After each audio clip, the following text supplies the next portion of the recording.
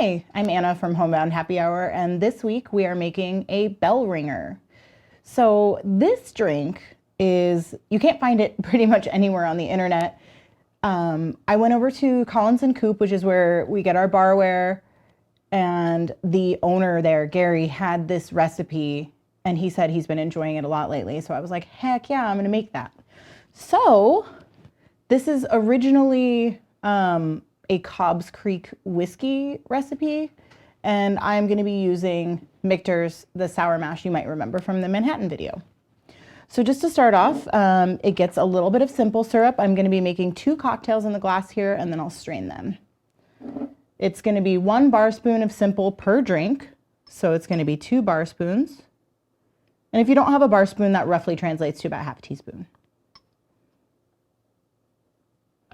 Little messy there. And I just made this simple so it's a little bit warm. And it's 2 dashes of Angostura bitters.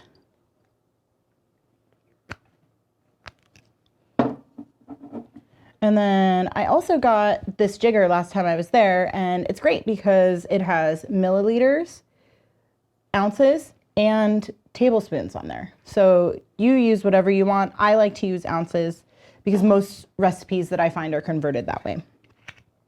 Then we take a dry vermouth. I'm using the Ysagari.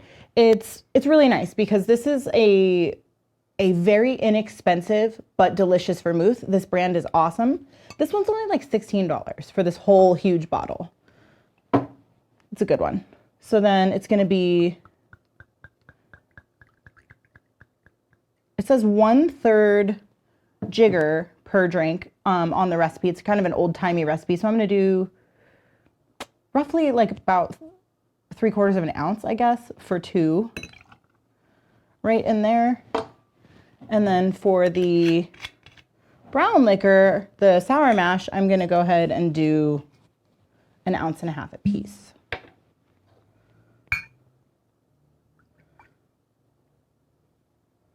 There's 1. And 2. Now I've never tried this, but just based on the recipe alone, I find it very similar to an old fashioned. You just have that addition of the dry vermouth. So then stir with your bar spoon.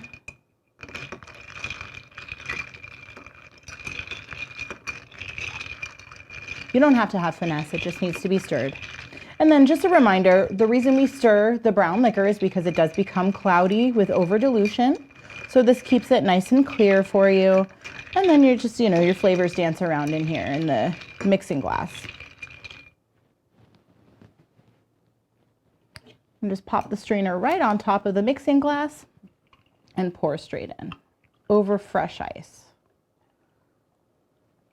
It's like this really nice kind of peachy color from the Angostura bitters.